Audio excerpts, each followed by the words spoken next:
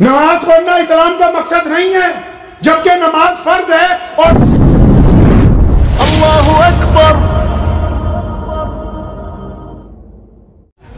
بنیادی باتیں پہلے دین کی سمجھ لیجیے۔ دو چیزیں اسی پنڈال سے سمجھنے کی شروعات کریں۔ اگر یہ اسٹیج اتنا اونچا نہ ہوتا، نیچا ہوتا، تو کیا میں آپ سے بات کر سکتا تھا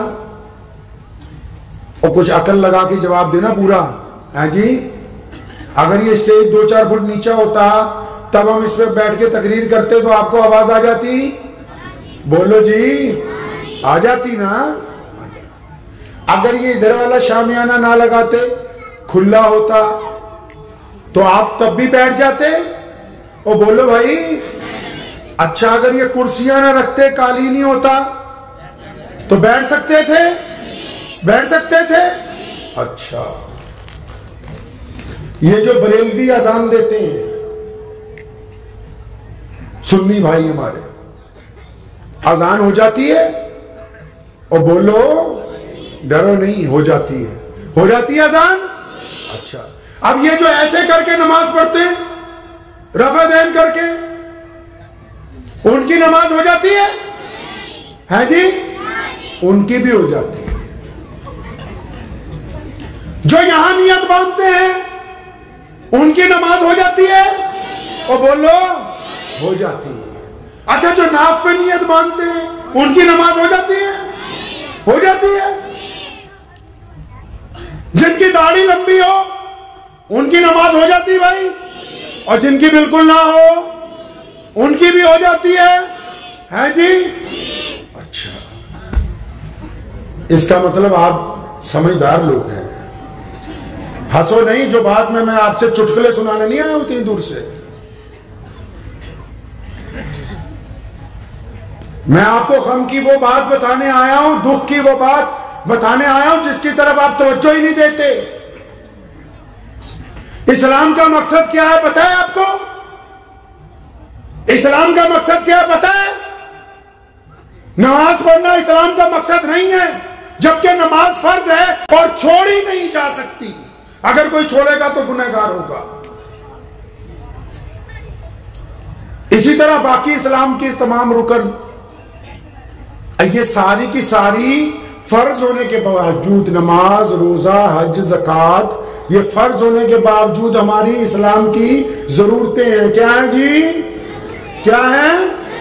ضرورتیں ہیں، فرض ہیں، انکار نہیں ہے، کیونکہ ان کو انکار کرنے والا مسلمان ہی نہیں، ان کے بغیر گزارا ہی نہیں۔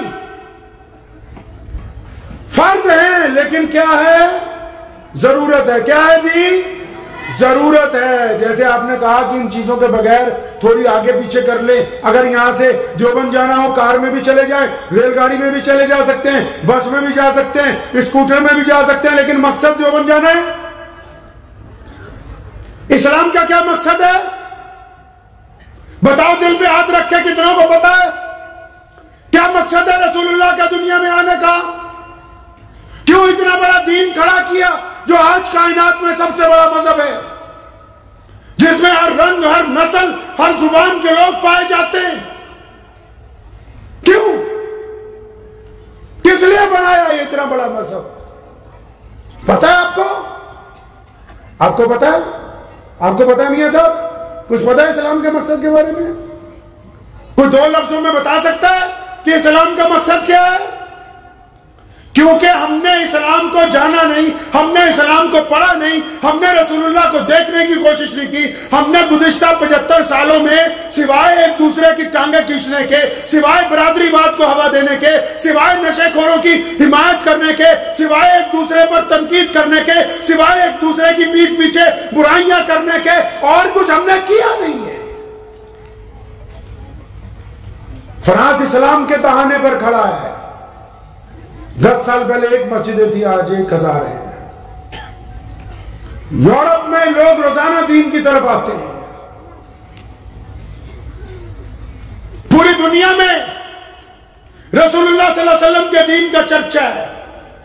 ہم کیسے مسلمان ہیں کہ کئی لوگ ہم سے نفرت کرتے ہیں؟ کوئی ہمیں بے ایمان کہہ رہا ہے آج کی تاریخ میں، کوئی شرابی کہہ رہا ہے، کوئی عیاش کہہ رہا ہے، کوئی ڈاکو کہہ رہا ہے. ہم کہاں تھے اور کہاں پہنچے؟ کیا کیا ہے؟ پتہ ہے کچھ؟ کبھی رسول اللہ کو پڑھا ہے؟ حد تو یہ ہے، مقصد تو چھوڑ دو.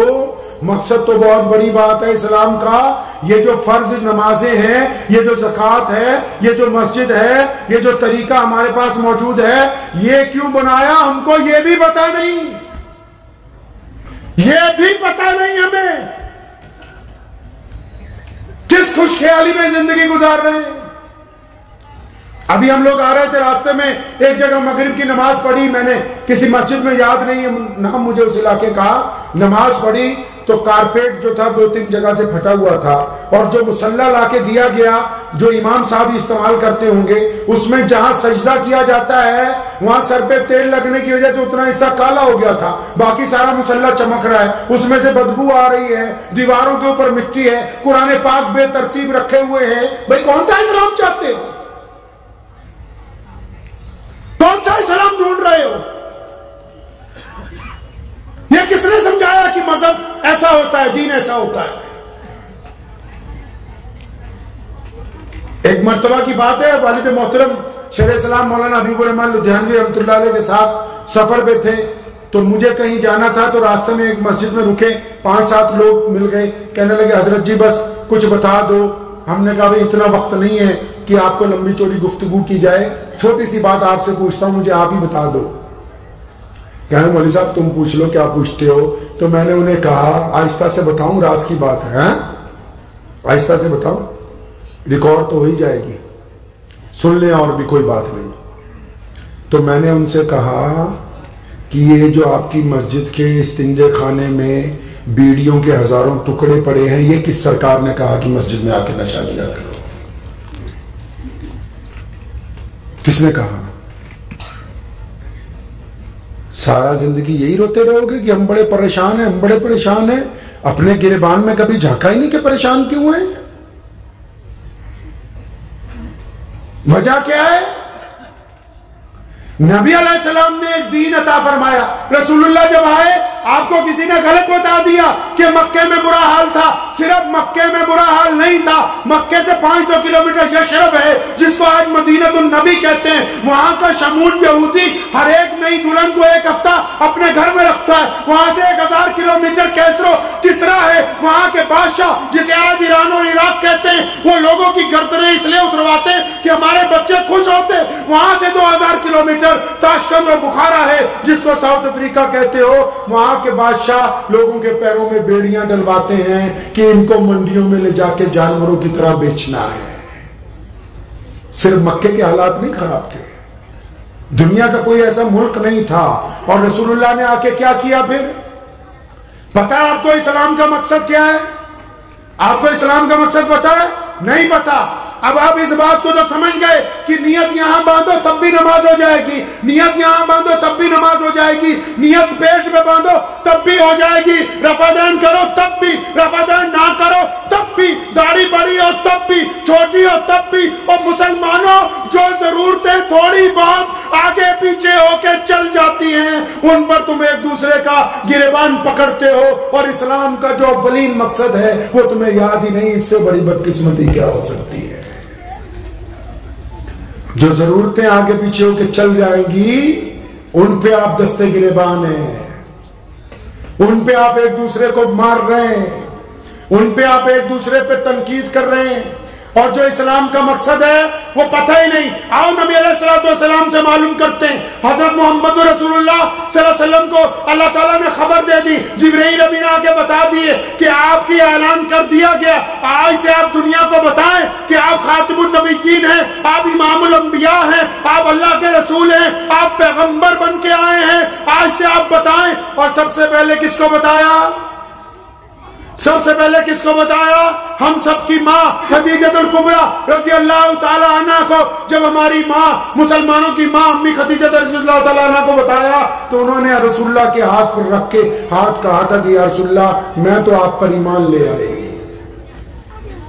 سب سے پہلے کون مسلمان ہوا جی؟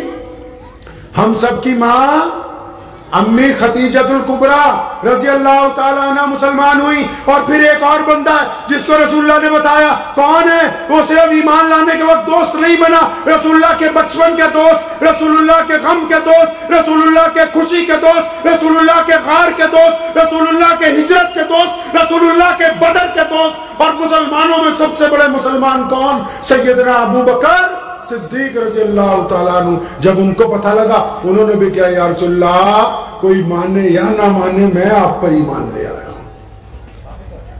اور پھر نبی علیہ الصلوۃ والسلام کے سامنے سیدنا بلال آتے ہیں. کون بلال؟ جو حبشی ہیں، جو غلام ہیں، جو کالے ہیں، جن کے موٹے موٹے ہونٹ ہیں. انہوں نے بھی کہا یا رسول اللہ میں آپ کے ساتھ ہوں.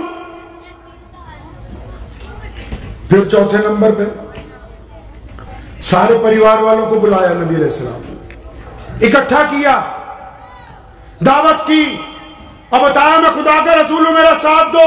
سارے کے سارے چپ ہو گئے دعوت کھا کے. سب سے پیچھے ایک بندہ ہے، ایک بچہ ہے جس کی ابھی عمر چھوٹی ہے. اس نے پنجوں کے بل اپنی ایڑیاں اوپر اٹھائی اور پھر دونوں ہاتھ ہوا میں اٹھائے اور پیچھے سے آواز ماری لبیک یا رسول اللہ. کون ہے پیچھے؟ کون کھڑا پیچھے جس نے چھوٹی سی عمر میں دونوں ہاتھ ہوا میں لہرا کے نعرہ مارا کہ یا رسول اللہ میں آپ کے ساتھ ہوں؟ کون ہے مسلمانوں؟ وہ حضرت سیدنا مولا علی رضی اللہ تعالیٰ عنہ کی ذات گرامی ہے. اب جب یہ لوگ مسلمان ہوئے نا تو پھر انہوں نے پوچھا تھا رسول اللہ صلی اللہ علیہ وسلم سے یا رسول اللہ آپ پر ایمان لے آئے، آپ کا کلمہ پڑھ لیا، آپ کے رب کو رب مانا، اب کرنا کیا ہے؟ کرنا کیا ہے بھائی؟ اسلام کا مقصد بیان ہو رہا ہے، کرنا کیا ہے؟ اللہ کے نبی سے انہوں نے پوچھا یا رسول اللہ آپ کو مان لیا، آپ کے رب کو مان لیا، کرنا کیا ہے؟ قربان جاؤں محمد رسول اللہ سے. فرمایا جس نے کلمہ لا الہ محمد پڑھ لیا، فرمایا جس نے ایک اللہ کو مان لیا اور رسول اللہ کی اطاعت کا اعلان کر دیا، اب اس پر لازم ہے، اب اس پر ضروری ہے، اب اس پر کمپلسری ہو گیا. کیا لازم ہو گیا یا رسول اللہ؟ فرمایا جس نے اللہ اور اس کے رسول کو مان لیا نا اس پہ لازم ہے کہ وہ دنیا کے تمام انسانوں کو برابری کا درجہ دے گا. ہمارا مقصد کیا ہے؟ اللہ اور اس کے رسول کے ایمان کے ساتھ دنیا میں کیا کرنا ہے بھائی؟ برابری کے پیغام دینا ہے، بڑے اور چھوٹے کا، امیر اور غریب کا، گورے اور کالے کا. اس فرق کو ختم کرنا ہے. آپ نے کیا سوچا یہ پوری دنیا میں اسلام جو پہنچ گیا یہ کیسے پہنچا؟ نبی علیہ الصلوۃ والسلام کا یہ جو پیغام تھا حکمت والا، کون سا پیغام؟ کہ آؤ ایک اللہ اور اس کے رسول کی اطاعت کر لو، آپس میں بھائی بھائی بن جاؤ گے، امیر غریب گورا کالا کوئی کسی سے چھوا چھوت نہیں کرے گا. تب پوری کائنات میں دیکھتے ہی دیکھتے پوری دنیا میں آج اسلام دنیا کا سب سے بڑا دین بن کر دنیا کے درمیان میں موجود ہے. اب ہم مسلمان ہیں، ہمیں نماز پتہ ہے، روزہ پتہ ہے، حج پتہ ہے، زکوٰۃ پتہ ہے، ایک دوسرے پہ تنقید پتہ ہے. یہ پتہ نہیں کہ رسول اللہ کہہ کے کیا گئے. رسول اللہ نے ہمیں کہا، آپ کو پتہ ہے کہ پورے قرآن حدیث میں، پورے قرآن اور حدیث میں، آپ کے یہاں شادی سے بات کرتا ہوں، جیسے آپ کے گھر پہ شادی ہوتی ہے نا تو صحابہ نے کہا تھا یا رسول اللہ لوگوں کی مدد کرنی ہے، پیسے دینے ہیں، کپڑے بانٹنے ہیں، راشن بانٹنا ہے. معاف کرنا اب تو مولوی بھی 10-10 کلو کی آٹے کی تھیلیاں کہیں پکڑوا کے فوٹو کھینچ کے فیس بک پہ ڈالتے کہ بھئی ہم نے تو فلاں آدمی کو گھر پہ جا کے راشن پہنچا دیا. اللہ کے نبی علیہ السلام کو پوچھا کہ یا رسول اللہ یہ لوگوں کی مدد کیسے کرنی ہے؟ قربان جاؤں محمد رسول اللہ پہ. اچھا آپ کے اگر شادی ہوتی ہے بھائی، وہ جو پھپھا ہو، پھپھا نہیں ہوتا رشتہ داری میں، وہ منہ بنا کے کیوں کر چلا جاتا ہے بیچ میں سے؟ ہاں جی، پنجابی جیسی پھپھڑ کہنے ہیں वो फूफा मुंह बना के क्यों चला जाता है जी? नाराज होके भाग आता है ना, तुम भी तो भागा हो कई दफा, जब कभी साले की या साली की शादी हो भागते ही वापस आ जाते हो। क्यों आते हो नाराज होके? आपके खानदान में किसी की शादी होती है, खास करके जो दामाद होते हैं, वो तो ऐसे वापस आते हैं जैसे पता नहीं किसी ने लाल मिर्च लगा दी हो, भाग ही आए वापस। भाई क्या बात है, क्यों नाराज हो रहा है भाई? मां घर पे भी पूछती बेटा कैसे आ गया, क्यों नाराज हो गया, क्या बात हो गई? खाना नहीं खिलाया, कपड़े नहीं दिए, क्या बात हो गई? क्या कहता है? नहीं, खाना भी खाया, कपड़े भी दिए, बैठा भी सही जगह था, कमरा भी दिया, अजी लेकिन मेरे ससुर ने और मेरे सालों ने मेरी इज्जत नहीं की, इज्जत नहीं की मेरी। तो नबी अलैहिस्सलाम से जब लोगों ने पूछा था ना या रसूलल्लाह, लोगों के साथ मामला कैसे करना है, इनको कपड़े देने हैं, इनको माल देना है, इनकी मदद करनी है, सदका देना, ज़कात कर देनी है, नबी अलैहिस्सलाम ने इंसानों की यहां से दुखती हुई रग पकड़ी थी। आज भी पूरी दुनिया के लीडर कहते हैं रोटी कपड़ा मकान बड़ा मसला है। इस्लाम ने 1450 साल पहले भी कहा, इस्लाम आज भी कहता है, रसूलुल्लाह ने उस वक्त भी कहा, और रसूलुल्लाह का पैगाम आज भी सबके सामने है कि दुनिया का सबसे बड़ा मसला रोटी कपड़ा मकान नहीं, सबसे बड़ा मसला आदमी का आत्म सम्मान है। अगर आप किसी की इज्जत नहीं कर सकते तो उसको कुछ नहीं दे सकते हैं। रिक्शा चलाने वाला क्या चाहता है कि कोई उससे बदतमीजी ना करे, कोई भीख मांग रहा है वो क्या चाहता है कि कोई उसे गाली ना दे। रोटी देर सवेर मिल जाएगी, कपड़ा देर सवेर नया सिल सकता है, लेकिन गरीब से गरीब आदमी क्या चाहता है जी? कि उसकी इज्जत के साथ खिलवाड़ ना किया जाए। और रसूलुल्लाह ने ये करके दिखाया, सईदना बिलाल को मुअज्जिन रसूल बनाया, और फिर कहा अल्लामा इकबाल ने कि आ गया है लड़ाई में अगर वक्त नमाज, किबला रू होके जमीन बोस हुई, कौमे हिजाज एक ही सफ में खड़े हो गए, महमूद और अयाज, ना कोई बंदा रहा ना कोई बंदा नवाज, बंदा साहिबो मोहताजो गनी एक हुए, तेरी सरकार में पहुंचे तो सभी एक हुए। जो उम्मीद है कि आपको ये वीडियो पसंद आई होगी। अगर पसंद आई हो तो ये आप अपने दोस्तों के साथ शेयर करें और इस चैनल को सब्सक्राइब जरूर करें।